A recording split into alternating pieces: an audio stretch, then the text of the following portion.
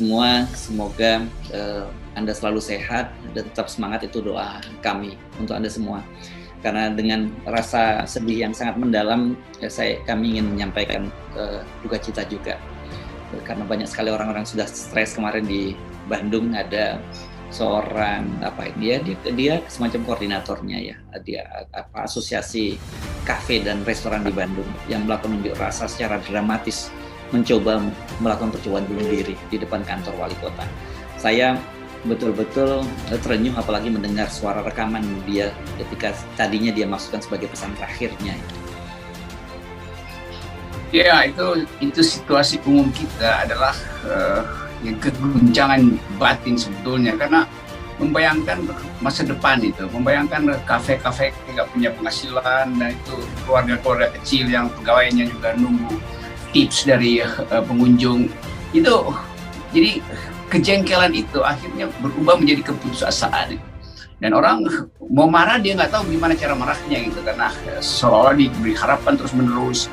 Istana selalu bilang ini nanti terselesaikan, terkendali segala macam, juga nggak terjadi.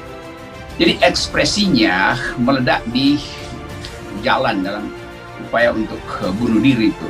Jadi kita jangan lihat bunuh dirinya sebagai bagian yang paling eksistensial dari hidup manusia, tapi ekspresi protesnya itu. Jadi seseorang yang terganggu, dia mencari outlet, dan pemerintah nggak bisa kasih jaminan bahwa ini akan berakhir. Karena itu sama aja orang yang di jalan ingin bunuh diri dan yang pakai bikini, sama, itu adalah cara marahnya aja. Tapi datang dari problem eksistensial yang sama, bahwa tidak ada kejelasan dan tidak ada harapan apakah PPKM ini. Kan Presiden terus bertanya, lanjut apa enggak PPKM ini? Bukan soal lanjut apa enggak. Fakta di lapangan, mau dilanjutkan pun nggak efektif, tidak dilanjutkan juga berbahaya. Kenapa? Karena PPKM ini adalah semacam tipuan terhadap publik. Padahal publik tahu bahwa pemerintah harusnya lakukan undang-undang karantina. Jadi itu sebetulnya. Jadi tipuan-tipuan pemerintah ini yang menyebabkan orang stresnya bergelimpangan bahkan di tengah jalan.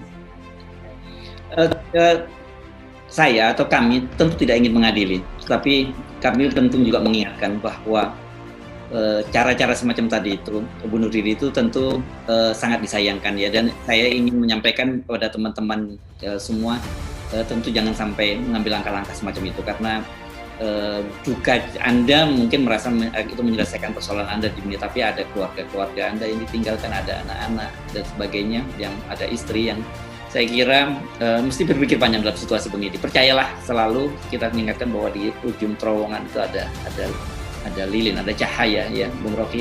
Ini penting karena saya khawatir kemudian pola ini menjadi pola bagi orang lain untuk melampiaskan atau mencari katarsisnya.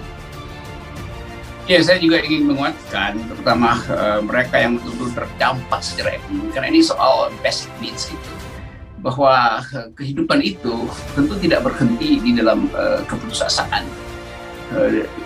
Kita nggak sebut kita bernyali, tapi ada dasar etis untuk mempertahankan kehidupan, yaitu kehidupan orang lain yang juga tergantung pada seseorang. Jadi itu yang harusnya, paling tidak pemerintah, kalau dia nggak bisa kasih makan, dia kasih harapan lah, supaya orang tidak putus asa. Ini kan keputusasaan yang disebabkan oleh kebijakan pemerintah, bukan karena dia sendiri lemah secara mental, tapi pemerintah tidak bisa kasih harapan. Padahal itu satu-satunya cara mereka bertahan hidup, yaitu membuka warung segala macam. Jadi kalau pemerintah bilang warung ditutup, iya dia mau tutup warung dia, tapi mesti ada jaminan 2 bulan ke depan istrinya itu masih bisa belanja dengan uang kedaruratan yang diwajibkan oleh undang-undang, supaya pemerintah penuhi kewajiban menutup warung itu. Nah, keadaan semacam ini yang kita bisa bayangkan bahwa kafe itu kan sebetulnya dia nggak terlalu miskin, tetapi dia hidup dari ekonomi yang berputar tiap hari. Jadi kalau pemerintah anggap ini kan kelas menengah, bukan, dia bukan kelas menengah itu, karena dia hidup dari perputaran uang harian. Karena ditutup setiap hari, maka tentu saja tabungannya habis dalam 2 bulan. Nggak ada orang yang punya tabungan sampai 2 bulan, kecuali yang kemarin kita bahas itu meledak asetnya karena bermain di pasar uang dalam keadaan pandemi. Jadi soal-soal real ekonomi ini yang membuat rakyat menganggap bahwa ya oke, kita bertahan, tapi pertahanan kita terbatas. Karena itu jangan salahkan kalau seluruh rakyat Indonesia sekarang, saya sebut aja 99,9% itu pro end game. Di dalam benak saya kalau saya bikin analisis itu, tentu ada yang marah, tapi ya yang marah itu ya pasar yang masih berupaya untuk walaupun mereka sebetulnya juga ingin bunuh diri, tapi gengsi kan bunuh diri karena pendukung pemerintah. Ya. Nah, kelaparan.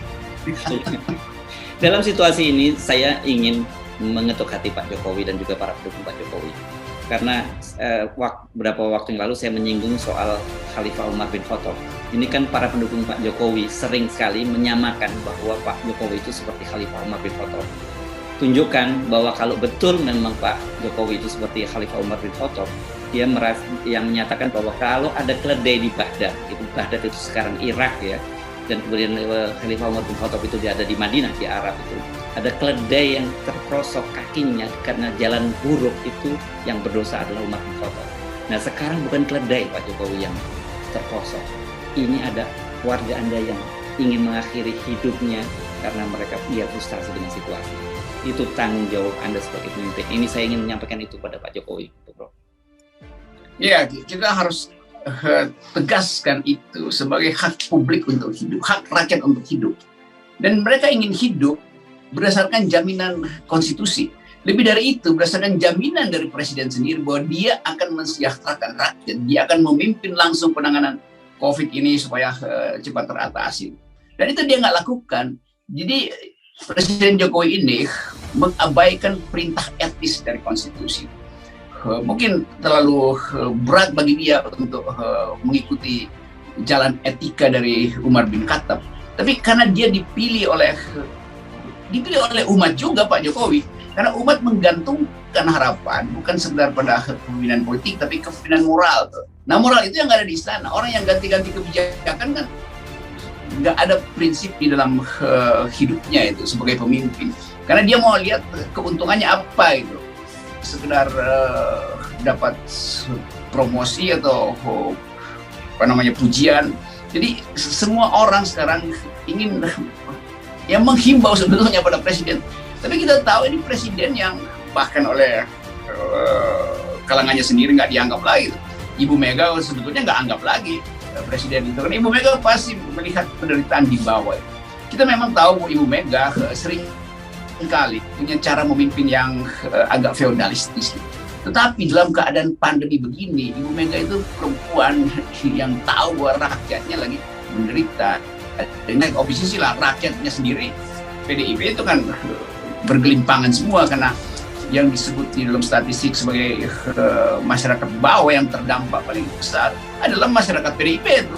Jadi masuk akal lepas dari segala macam analisis belakangan nanti soal 2024, Ibu Mega itu menegur dan memberi sinyal sakit daripada Pak Jokowi bahwa kan ini tanggung jawab Anda sebagai presiden, Bapak Presiden, bahkan Ibu Jokowi dan Bapak Jokowi itu sebagai Presiden RI. Lihatlah rakyat Anda yang berniat dan serius untuk bunuh diri di Bandung itu. Jangan cuma mondar-mandir di depan webinar aja nih. Jadi keadaan itu yang menimbulkan satu analisis baru bahwa keadaan ini nggak akan tertangani selama yang diganti itu cuma warna pesawat, itu nggak akan tertangani. Karena yang harus diganti adalah orang yang naik ke pesawat itu.